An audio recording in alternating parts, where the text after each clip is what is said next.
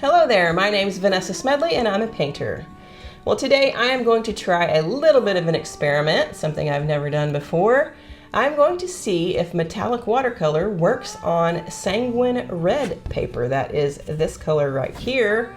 And I'm not even really sure if watercolor will work on this kind of paper because it says it's mostly for dry media like charcoal and pastels, although it does say you can use gouache. So we will see how much water it can handle.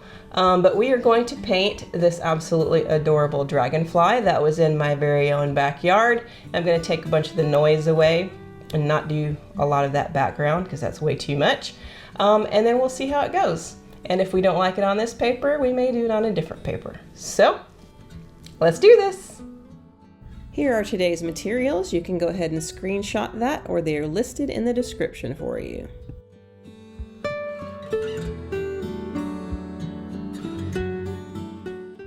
I'm going to start by getting some colors ready. This is dark green, this is deep interference yellow, and then wine red.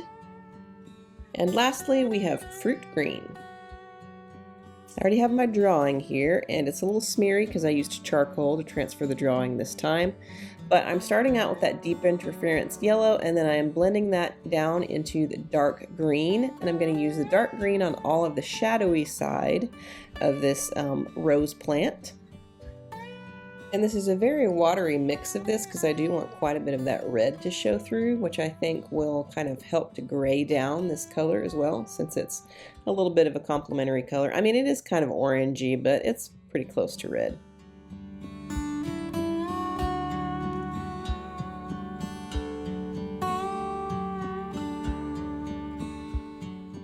Now that I have all the dark bits filled in on this particular stem, I'm going to come back in with fruit green and add the highlights.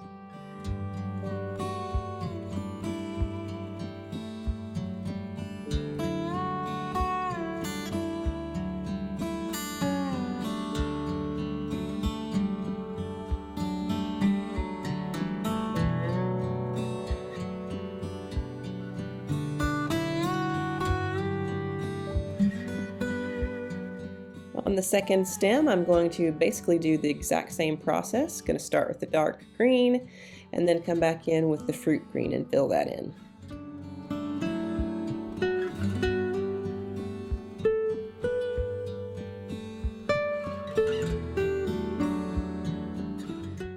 Now that the highlights are added, I'm coming back in with some wine red and I'm adding that to the tips of the little buds there. I don't know how well you can see that. You probably won't be able to until it dries, and maybe not even then, because this is metallic after all. It is extremely hard to video or photograph this stuff.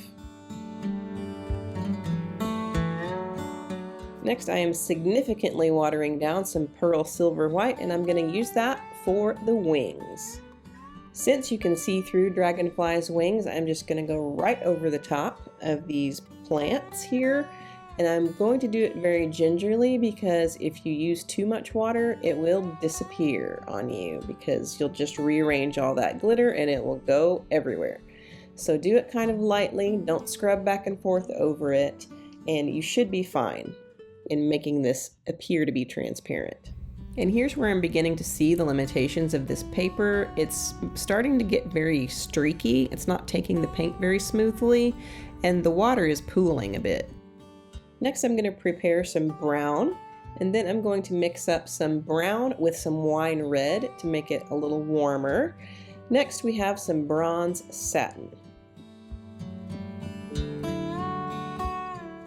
I'm starting out with a very watery mixture of the brown, and I'm just going to cover kind of the entire body with that first. And then I'm going to come back with a higher concentration of the same color in certain areas that are lighter. And I'm just going to add that in wherever it needs to be lighter.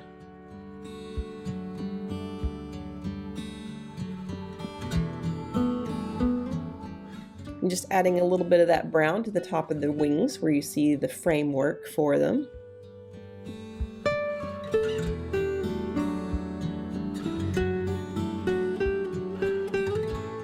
And now, since the bronze satin is a little lighter and shinier, I'm going to add that in the highlight areas to give this a little bit more form, because right now there's just not any light and dark, and so it's looking pretty flat. I'm trying to add more dimension here.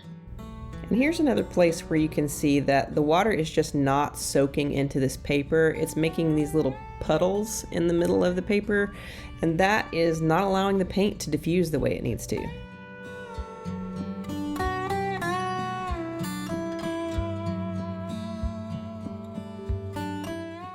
Now I'm using the pearl silver white to do the highlights in the eyes, and then that stripe down the middle of his back and any other highlighted area.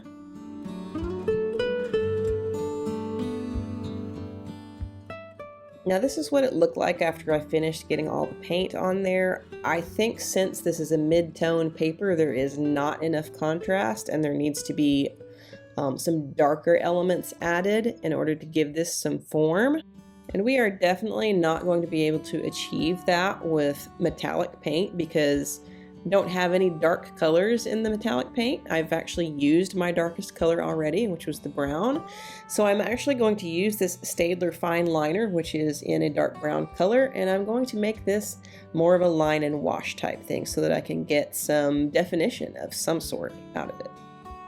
So I'm taking that brown fine liner and I am just giving a nice broken line all around the edges, and then where I feel like there needs to be some shadow added, I am just filling that in a little bit, just right over the top of the metallic, and that's working pretty nicely.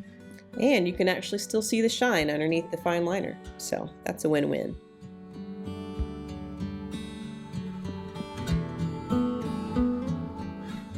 And when it comes to that kind of scaly pattern on the wings, I'm sort of just suggesting it. I really don't want it to be like the focus of the painting, so I'm kind of just suggesting it.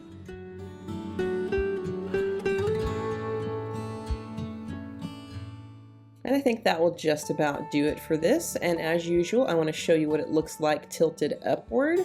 And I actually think that it comes off a lot better tilted upward in this case, because you can't see the splotchy nature of the wings in that. And they look more transparent this way as well. So I kind of like that now that I've added the fine liner to it.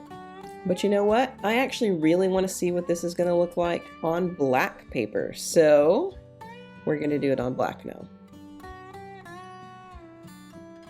And really, I'm going to paint this exactly like I did on the red paper, except for the fact that in the darker shadowy areas, I'm going to add more water to that so that you can see more of the black coming through.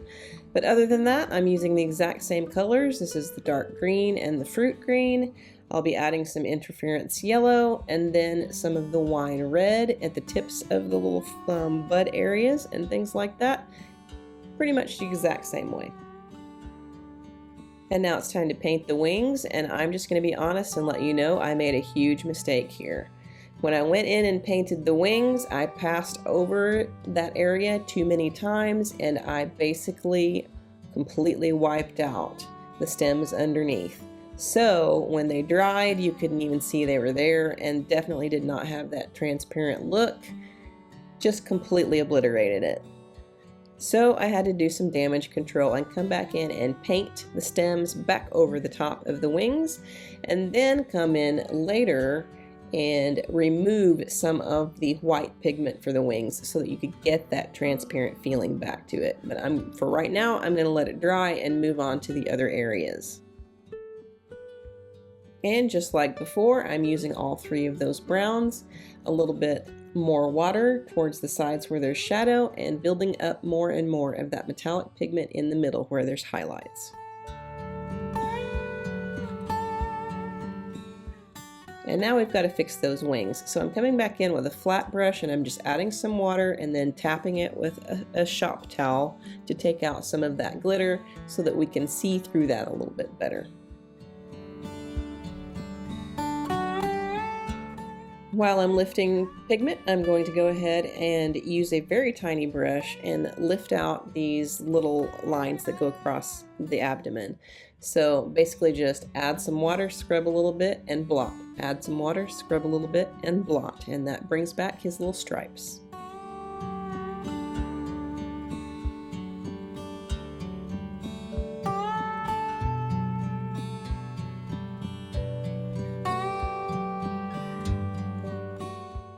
And now I'm just adding some ultimate highlights with some pearl silver white.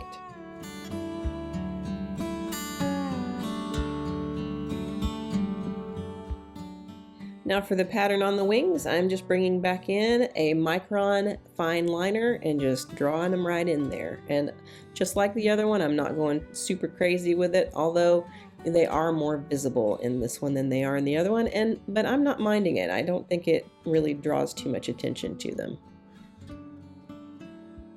And just as always, I'm going to go ahead and show you this on the tilt, and this is another one where I really just like it upright like that, so I feel like it would look really great framed.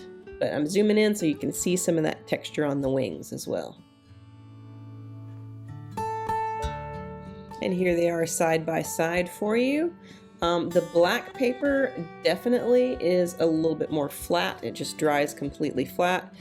The red paper, you can tell it was not necessarily made for the water because it's got a little bow at the top where it just couldn't take the water. But otherwise, I mean, I really like both of them. They're just completely different.